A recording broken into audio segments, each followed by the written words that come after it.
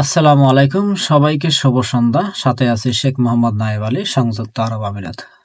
Iran এবং Israel যুদ্ধ ইস্যুটা চতুর্থ দিন শেষ হয়ে যাচ্ছে এবং যুদ্ধটা কিন্তু ডে বাই ডে আরো লম্বা সময় ধরে যাবার যে চিন্তা চেতনা বা উত্তেজনা সেটা কিন্তু বেড়েই চলছে। এবং এখানে বিভিন্ন ইসলামিক স্কলারশিপ, বিভিন্ন রাজনৈতিকবিদ, কূটনীতিকবিদ, বিভিন্ন সুশীল চিন্তাবিদরা বিভিন্নভাবে এটাকে বিভিন্নভাবে উপস্থাপন করছে, ব্যাখ্যা বিশ্লেষণ করছে। আসলে ইরান কিন্তু অনেক শান্ত, অনেক ভদ্র, নমনীয় এবং সুশৃঙ্খল জাতি। এরা কখনোই কোনোভাবেই কোনো ক্ষেত্রেই অতীতে কোনো দেশের উপরে আক্রমণ করেনি, এটা ইতিহাস সাক্ষী। আমি সত্যটাকে তুলে ধরছি বা যেটা সত্য সেটাই বলছি। সো এরা খুবই শান্ত, ভদ্র এবং নম্র। নিজে অন্যের উপরে কোনো দোষ চাপানো এই জাতিটার অভ্যাস নেই। এরা অনেক পরিশ্রম করে বা অনেক সময় ধরে তাদের দেশটাকে সাজানোর জন্য বা সামরিক শক্তিতে স্বয়ংসম্পূর্ণ হওয়ার জন্য অক্লান্ত পরিশ্রম গেছে বা অক্লান্ত পরিশ্রম করে গেছে বছরের পর বছর, যুগের পর যুগ। তারই ধারাবাহিকতায় আজকের এই উন্নত প্রযুক্তিতে স্বয়ংসম্পূর্ণ ইরান। এই যে হঠাৎ করে ইসরায়েল যে আক্রমণটা করে বসলো, এটা কার ক্ষমতা বলে? এটা কিন্তু সবাই জানে। কার ক্ষমতা বলে? ইসরায়েল ইরানের উপর হামলাটা করলো এবং বিশাল বিশাল উচ্চ পদস্থ কর্মকর্তা, পারমাণবিক বিজ্ঞানীদেরকে হত্যা করলো। সো এই যুদ্ধটা কিন্তু সহসাই বা খুব সহজে শেষ হবার না এবং হবেও না। এখন এই যুদ্ধটা তৃতীয় বিশ্বযুদ্ধের দিকে যায় কিনা এটাই সময়ের ব্যাপার বা এটাই দেখার বিষয়। এবং তৃতীয় বিশ্বযুদ্ধ হলে আমাদের বাংলাদেশ সহ ইন্ডিয়া, পাকিস্তান বা নেপাল বা তথা আমাদের পার্শ্ববর্তী যে অন্যান্য দেশগুলো আছে তাদের উপরে কি প্রভাব ফেলবে বা আমরা কি পরিস্থিতির মধ্যে পড়ব। এখানে দেখেন, ইন্ডিয়া, পাকিস্তান অলরেডি দুটা ভাগে বিভক্ত হয়ে গেছে। ইন্ডিয়া সরাসরি পাকিস্তানের সাথে, ইন্ডিয়া সরাসরি ইসরায়েলের সাথে, পাকিস্তান ইরানের সাথে। পাকিস্তান মুসলিম স্টেট, অবশ্যই মুসলিম কোনো কান্ট্রিকে সাপোর্ট করবে, দ্যাটস দ্য নেচার। বাংলাদেশ ছোট্ট একটা দেশ, ইসলামিক কান্ট্রি, আমরা অবশ্যই কোনোভাবেই ইসরায়েলকে সাপোর্ট করব না। অবশ্যই আমরা মুসলিম কান্ট্রিকে সাপোর্ট করব। যদিও এখানে অনেক প্রশ্ন আছে, ইরান শিয়া, আমরা সুন্নি।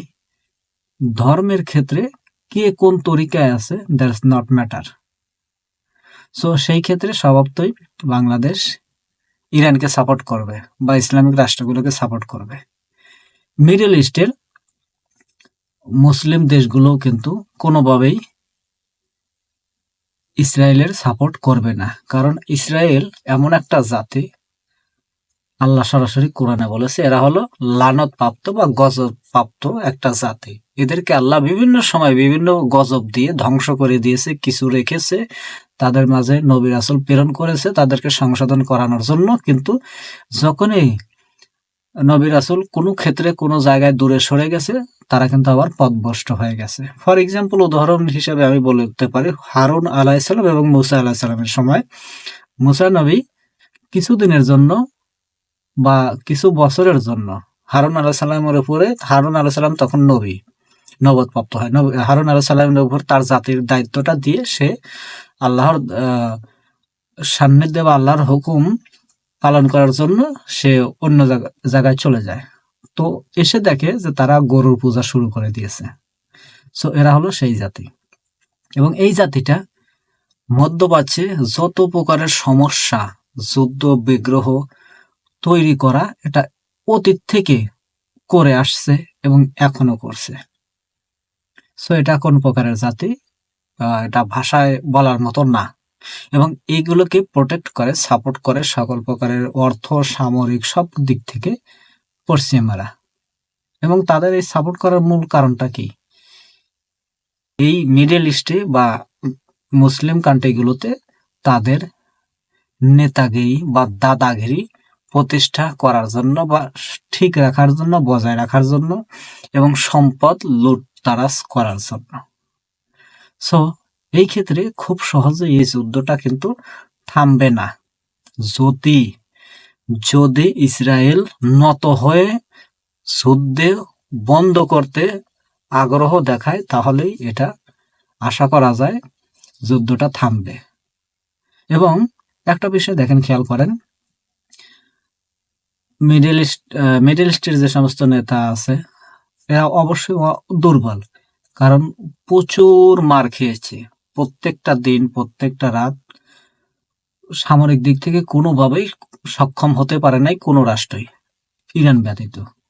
এবং ইরানটা এত সামরিকভাবে স্বয়ংসম্পূর্ণ হওয়ার কারণ হলো প্রায় 5,000 বছর সাল থেকে এ পর্যন্ত কোনো জাতি কোনোভাবে ইরানকে শাসন করতে পারে নাই। কারণ হলো পারস্য সাগর, উপসাগরীয় সাগর, চতুর্দিকে পাহাড় পর্বত এবং বিশাল মরুভূমি। সো এই কারণে বিভিন্ন প্রাকৃতিক ভাবেই এই দেশটা সুন্দরভাবে স্বয়ংসম্পূর্ণ এবং শত্রুমুক্ত বা শত্রুকে প্রোটেক্ট করার জন্য যা যা প্রয়োজন সবকিছু পরিবেষ্টিত এই দেশটা।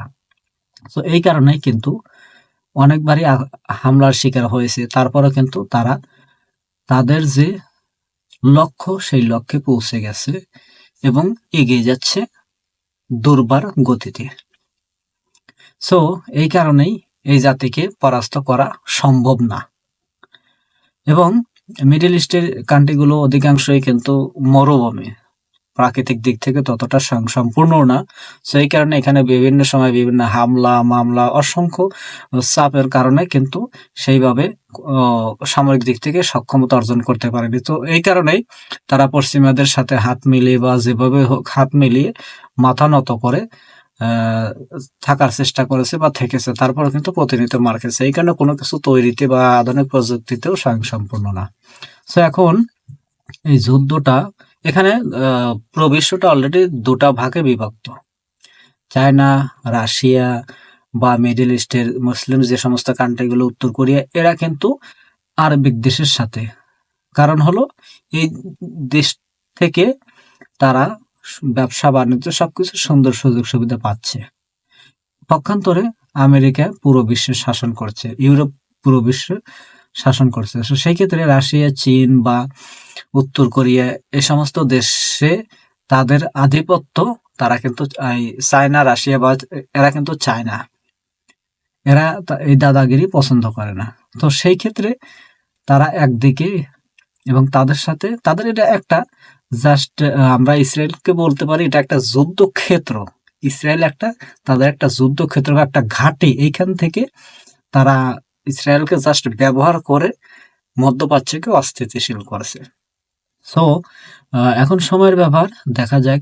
এবং আমরা অবশ্যই চাই এটা যুদ্ধটা থেমে যাক, সবাই সুন্দরভাবে থাক, সুন্দর রাষ্ট্র গড়ে উঠুক, এটা সবারই কাম্য। কেউ চায় না যুদ্ধ, বিগ্রহ, হানাহানি। এবং মুসলিম জাতি কখনোই কোনো যুদ্ধে বিশ্বাসী না, ভবিষ্যতেও না, এখনো না। এবং আমরা আমাদের কোরআন হাদিস এবং রাসূল সাল্লাল্লাহু আলাইহি ওয়াসাল্লাম কোনো ক্ষেত্রেই যুদ্ধকে পছন্দ করতেন না। সো আমরা চাই, মনে প্রাণে চাই, যুদ্ধ নয়, আমাদের সুন্দর ব্যবহার বা আমরা আমাদের ভালোবাসার মাধ্যমে আমরা পৃথিবীটাকে সুন্দর করে সাজিয়ে তুলব। সো সবাই ভালো থাকুন, সুস্থ থাকুন এবং সবাই দোয়া করেন যেন এই যুদ্ধটা থেমে যাক, সবকিছু স্বাভাবিক হয়ে যাক, সুন্দর এবং সুশৃঙ্খল হয়ে যাক। ধন্যবাদ সবাইকে।